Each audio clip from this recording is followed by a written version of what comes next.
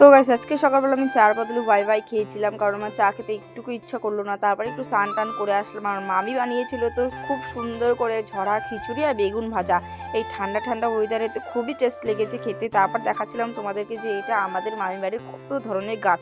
তারপর স্নান টান করে তো আমার ভাইটার পাশের বাড়িতে আসলাম। তো দেখো কি বলে। তোর নাম কি?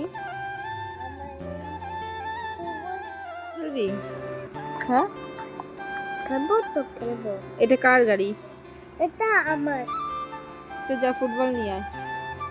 তারপর তো ওর সাথে একটু খেললাম। তারপর যে দেখলাম যে খিদে পেয়েছিল, দুপুরবেলা মামি বানিয়েছিল ঝোল ঝোল চিকেন কষা, সেটা দিয়ে খেলাম। আর আমার এখন আমি তেল দিব সবার কাছে,